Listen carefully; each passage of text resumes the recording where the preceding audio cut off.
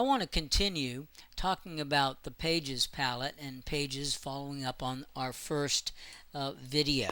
And the Pages palette is how we add and move and insert pages to our document.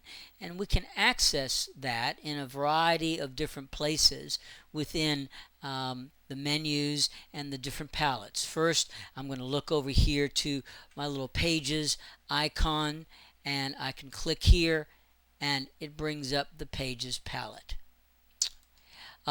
We can, as always, get all of the windows and the palettes up under Window in the main menu, and we can access it from here.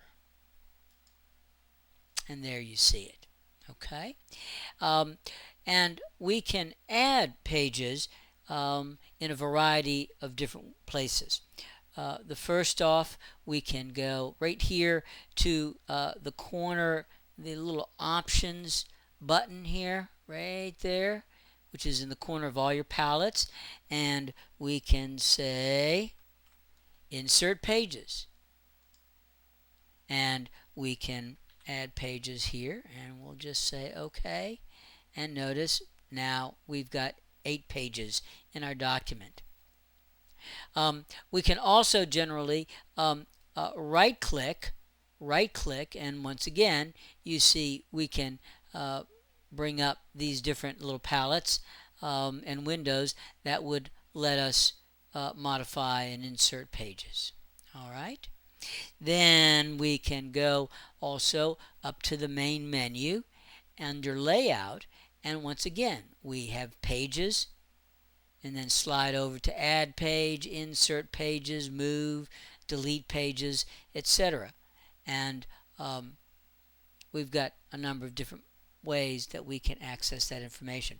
By the way, when you are creating most documents, you want the number of pages in the document to be divisible by 4, meaning 4 pages, 8, 12, 16, 20, not by 2, because when you think about it, a single sheet of paper folded in half actually makes 4 pages, and any document that is stapled together is generally going to be divisible by 4. Sometimes you'll even see where extra pages have been added into a document, and they'll refer to them as notes, or they might even be blank from time to time because they needed the total number of pages to be divisible by 4. So that's an important thing to always remember and consider. Another place that we can add pages is from up here in the master page area. We can simply click and drag and bring a page down and put it wherever we want. Okay, and we just added another page. We can, with all the Adobe programs, we can come right here and throw a page away, delete a page by just dragging it to the little trash can, and you see. We can add a page from down here by clicking on the page icon, and once again it added another page. You can also, there might be a situation where you want to duplicate a page and everything that might be on that page, and by dragging it down to the new page icon right here, there you go, we would have duplicated that page. So there are a number of different places and ways to add pages to our documents. And for instance, here, notice we've got 10, 11 pages. That's not going to work. I need at least 12. So I will click and add a new page. Also notice that when we look at the Pages palette, the first page and the last page always show up by themselves, not as a 2-page spread. Say the first page and the last page. Okay. Well, then let's take a look at the power of master pages. Remember, nobody's going to pay you to make things more difficult or to take longer. And of course, consistency throughout a document is also extremely important. So anything that you may want to have on all the pages of your document, even things like guidelines, you put one time on the master page and then it automatically appears on all the pages of your document. I'm pulling over some guides right now. Let's say we decide we want several columns. All right, and I put those here. And by the way, I went first and I clicked on the master page icon, not the individual pages of the document, but the master page, and I double clicked it and I went to it and I added these guidelines. And now that I have done that, you can go now to the individual pages in the document, and all of those guidelines are automatically showing up on the document. And then if I needed to move or modify those, all I would have to do is go back to the master page and once again move it, modify it, and that would automatically be incorporated and picked up by all the individual pages. Same thing with something like a graphic. Let's say my client wants me to put a little bar, color bar across the top or the side of the document. That's pretty typical. And so I'm making a rectangle here, and I'm just going to add some color. We'll talk about these things a little bit later on. And there you see I have added that on the master page, and you can even see from these little miniatures of the page that in fact there it is. It is appearing on all the pages of my document.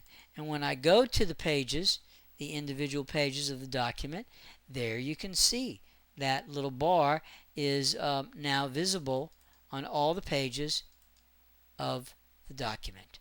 Okay? And the beauty of it is that if you then decide that you need to make changes or modify it, let's say in this case we look and go, oh well, we want a bar on the right side as well. So I again go back to the master page and I will add the little bar there. Okay. And I will add some color to that. And once again, now when I go to all of those other pages, you can see there's now a little bar on the pages on the right side. As a matter of fact, I made it a little bit too big and it's a little bit askew, so I would go here and say, all right, let's modify it. And as a matter of fact, the client says, you know, that's just a little bit too big. I don't like the color. So we want to trim it down a little bit. Okay. And then I'll go over to this one and I'll do the same thing. And we also decide we want to make it a different color. Now if we had to do this one by one on every page of the document, you can obviously see how silly that would end up by being, because it would in fact just take much too long and waste a lot of time and energy doing it manually.